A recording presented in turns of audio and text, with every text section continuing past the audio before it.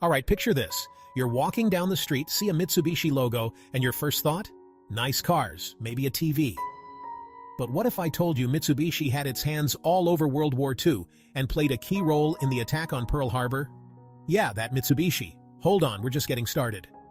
So let's back up a sec, because this story is wild. We know Pearl Harbor as one of the most defining moments in U.S. history. December 7, 1941. The day the Japanese military caught the U.S. sleeping and launched a devastating surprise attack. But what most people don't know is how Mitsubishi, a company you probably associate with your neighbor's SUV or a giant TV in your living room, was actually involved. Few realize the company's deep involvement in one of the most pivotal events of the 20th century, the attack on Pearl Harbor. Today, we're peeling back the curtain on how one of the most famous companies in the world played a huge part in one of the most infamous events in world history.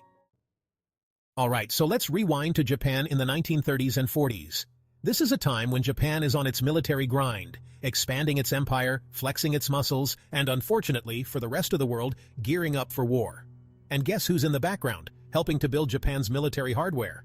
Yup, Mitsubishi. Now I know what you're thinking. Bro, Mitsubishi makes cars. What's that got to do with war? Well, back in the day, Mitsubishi wasn't just a car company. It was an industrial giant, making everything from ships to airplanes to weapons for the Japanese military. They were basically the Amazon of war equipment. Now here's where it gets tricky. History books don't really go into Mitsubishi's involvement like they do with big military figures or strategies. It's easy to overlook how deeply intertwined this company was with the events leading up to Pearl Harbor. Think about it. It's one thing to be a government official pushing for war, but it's another thing to be the company building the very machines used to execute those plans. It raises the question, what responsibility does a company bear when they're profiting off of war and destruction? Let's break that down. What many don't know is that a Japanese conglomerate played a key role in this act of war, Mitsubishi.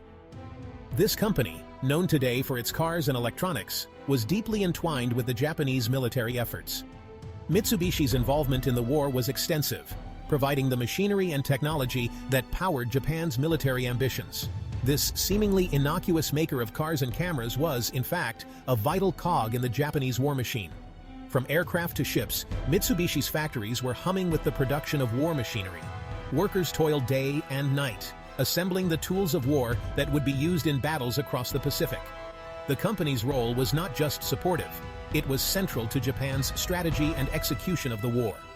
One of Mitsubishi's most infamous contributions was the Mitsubishi A6M0, a fighter plane that became a symbol of Japanese air power.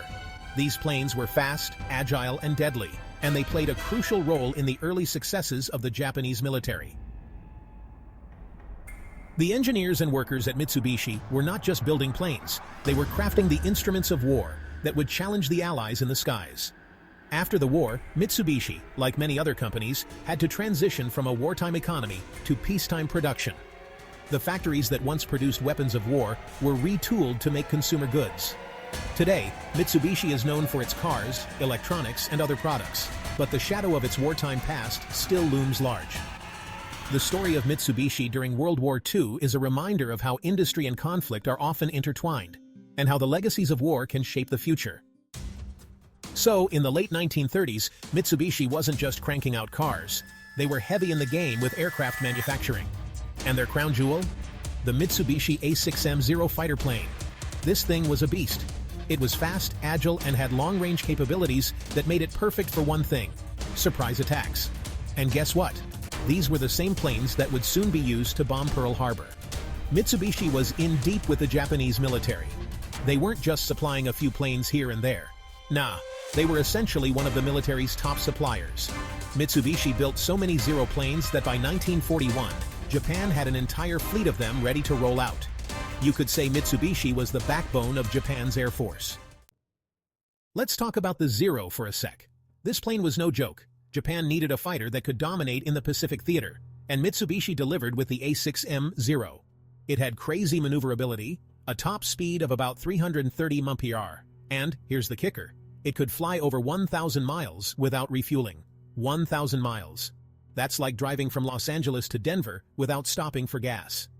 Designed by Jiro Horikoshi, the Zero was a marvel of engineering, combining speed, agility, and firepower in a way that was unmatched at the time. The engineers at Mitsubishi worked tirelessly to create an aircraft that could dominate the skies. This agile and deadly aircraft quickly gained a fearsome reputation in the skies over the Pacific. Pilots who flew the Zero were able to outmaneuver their opponents with ease, thanks to the aircraft's lightweight design and powerful engine. The Zero's ability to perform tight turns and rapid climbs made it a formidable adversary in dogfights. The Zero's maneuverability and firepower gave Japan a significant early advantage in the air war. Armed with two 20mm cannons and two 7.7mm machine guns, the Zero could unleash a devastating barrage of bullets and shells. This firepower, combined with its agility, made the Zero a deadly weapon in the hands of skilled pilots, perfect for launching a surprise attack on a country that didn't even know you were coming. Now, why is this important? Because the success of Pearl Harbor relied heavily on Japan's ability to strike fast and get out even faster. The Zero fighter was the perfect tool for that, and Mitsubishi was the mastermind behind its creation. They were literally making the attack possible. The effectiveness of the Zero in the attack solidified Mitsubishi's place in the history of the Pacific War. The success of the Pearl Harbor attack demonstrated the strategic importance of air superiority and the devastating impact that a well-designed aircraft could have on the outcome of a conflict. The Zero's legacy is a testament to the ingenuity and determination of the engineers and pilots who brought it to life. And then we get to the big moment, December 7, 1941. The Japanese military launches a full-on assault on Pearl Harbor, crippling the U.S. Pacific Fleet in just a matter of hours. And those Mitsubishi Zeros? They're leading the charge. This attack was orchestrated down to the minute, and without those planes being as fast and efficient as they were, the whole thing might have gone very differently. You gotta think. At this point, Mitsubishi wasn't just a bystander. They were an integral part of Japan's war machine. Every time a Zero took off from an aircraft carrier, every time one dropped a bomb or fired a round, Mitsubishi was there, in the background, pushing the buttons. They weren't just selling products, they were engineering destruction. And the craziest part? Mitsubishi would go on to build thousands more of these planes throughout the war. Business was booming, but the cost was catastrophic. Rising from the ashes, Mitsubishi's post-war transformation.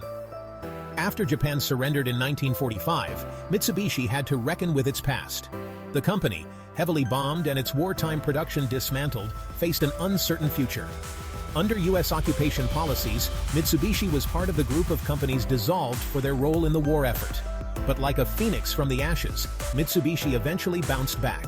They restructured, rebranded, and focused on more peaceful industries like cars, electronics, and everyday goods.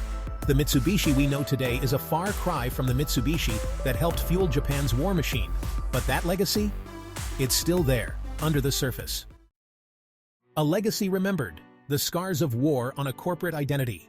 Mitsubishi, a name synonymous with innovation and industrial prowess, carries with it a history that is both illustrious and controversial. The company, which began as a shipping firm in the late 19th century, grew into a conglomerate with interests spanning various industries, from automotive to heavy machinery. However, its involvement in World War II left an indelible mark on its corporate identity.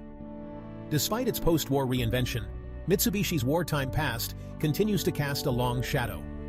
After the war, Japan underwent a period of intense reconstruction, and Mitsubishi was at the forefront of this effort. The company diversified its operations, contributing significantly to Japan's economic miracle. Yet, the memories of its wartime activities, including forced labor and the production of military equipment, lingered. These actions have not been forgotten by those who suffered, nor by the generations that followed. The company has faced numerous calls for apologies and reparations for its role in wartime atrocities. Survivors and their descendants have staged protests, demanding acknowledgement and compensation for the suffering endured.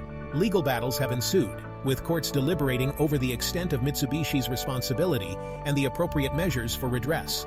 These events have kept the issue in the public eye, ensuring that the past is not easily forgotten. So, here's the wildest part. Mitsubishi has managed to keep a relatively low profile when it comes to their role in World War II. Most people think of them as that brand that makes reliable cars and appliances. But the truth? They were deeply embedded in one of the most notorious military campaigns in modern history. Imagine buying a car today and realizing the company that made it once built the very planes that attacked Pearl Harbor. It's mind-blowing. Mitsubishi played a key role in shaping history, for better or worse. They weren't just a neutral player, they were in the thick of it. And for years, that part of their history was kind of brushed under the rug. This struggle highlights the enduring impact of history on corporate identity and the complexities of reconciling past actions with present-day values. Mitsubishi's journey from a wartime contractor to a modern industrial giant is a testament to its resilience and adaptability. Yet, it also serves as a reminder of the moral and ethical responsibilities that come with such a legacy. As Mitsubishi continues to evolve, it must navigate the delicate balance between honoring its past and forging a future that aligns with contemporary values of accountability and transparency. So, what's the takeaway here? Mitsubishi, the company that now makes your favorite car or your massive flat-screen TV, wasn't always just about luxury and tech. They had their hands in some of the darkest moments of modern history. Their involvement in the attack on Pearl Harbor shows just how connected industry and war can be, and how companies that we recognize today have histories we never even think about. The past actions of these companies can be difficult to reconcile with their modern-day images.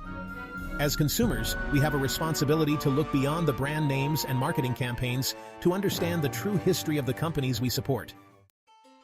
The weight of history, acknowledging corporate responsibility. The past is never truly gone. It shapes our present and influences our future. Corporations, like individuals, must acknowledge the weight of their history, especially when it comes to wartime actions. This requires a commitment to transparency, accountability, and a willingness to engage in meaningful dialogue about past wrongs. Only through honest reflection and a commitment to ethical conduct can companies truly move forward from a troubled past. What do you think? Does Mitsubishi's past make you see the company in a different light? Let me know in the comments below. And if you're interested in learning more about how big companies like Mitsubishi got their start in war, check out our next video on the surprising military origins of companies you'd never expect. Don't forget to like, subscribe, and hit that bell to stay in the loop. Peace!